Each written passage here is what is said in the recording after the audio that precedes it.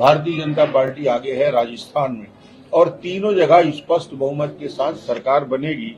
और निश्चित रूप से आज के तारीख में बड़ी बड़ी बात करने वाले, ठीक है, नतीजा क्या निकलेगा, पर भूपेश जी का नतीजा दिख रहा है कि 2 राउंड में पीछे चल रहे हैं।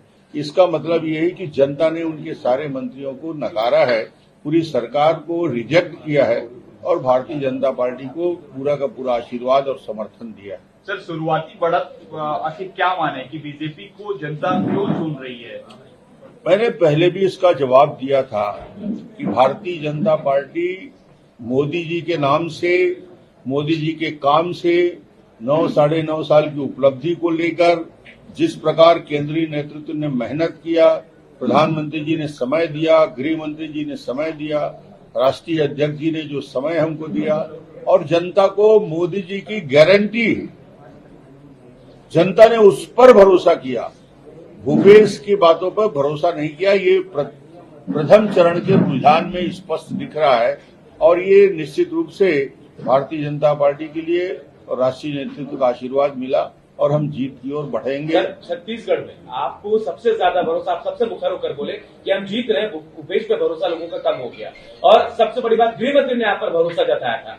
आपको अंडर करंट पता था सर कि ऐसा हो रहा है? अंडर करंट दिख रहा था और इतना बड़ा अंडर करंट होगा इसका एहसास सामान्यतः लोगों को नहीं हो पा रहा था, मगर मैं इस बात को लगातार रिपीट कर रहा था। मेरी बात को लोग भरोसा कितना करते हैं मैं नहीं जानता, मगर मैं मीडिया के माध्यम से रोज बोल रहा था, एक ही बात को रिपीट कर रहा था कि जबरदस्त अंडर करंट है और भूपेश को छत्तीसगढ़ की जनता रिजेक्ट कर चुकी है, उसके चेहरे को हराना चाहती है। सर, आप बैकफुट पे थे एकदम से, क्योंकि आपको क्या लगता है क्या गेम चेंजर रहा जो आप अचानक से, जो बिल्कुल बैकफुट पे थे, अचानक से लीड करते हुए नजर आ रहे हैं? तो ऐसी कौन सी गेम चेंजर पॉलिसीज थी, किस तरह से इसको मोबिलाइज किया आपने पूरे कैडर को? नहीं, लीड डॉक्टर रमन ने नहीं किया, लीड पूरे सामूहिक नेतृत्व में हमने किया। मैं भी मेहनत किया, हम सब ने किया और राष्ट्रीय नेतृत्व ने इतना समय दिया।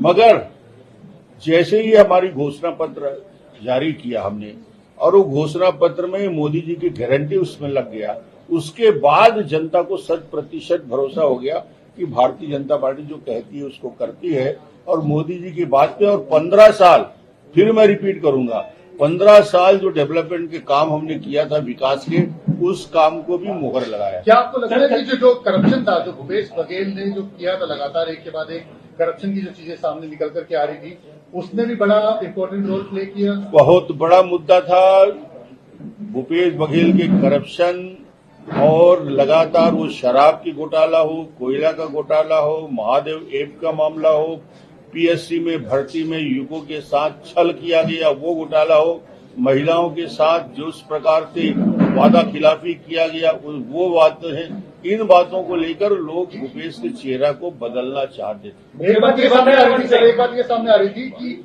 बीजेपी जो है शहरों में अच्छा करेगी, लेकिन गांव में, क्योंकि किसानों तक उनका पेनिट्रेशन इतना अच्छा नहीं है, तो क्या आपको लगता है कि आपकी जो योजनाएं हैं और जो आपकी बातें हैं वो ग्रामीण इलाकों तक भी पहुंच पाई है?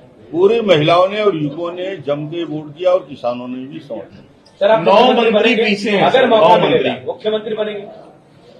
ये पार्टी का निर्णय है, पार्टी जिसको भी जवाबदारी देगी। हम लोग एक सामान्य कार्यकर्ता हैं, जब जैसी जो जवाबदारी दी गई उसका पालन किया, आगे जैसे पार्टी का निर्देश होगा और जिसको भी जवाबदारी दी जाएगी सब मिलके उसको छत्तीसगढ़ में एक बेहतर सरकार बनाने का काम आप बार ये जिम्मेवारी संभालने के लिए तैयार हैं?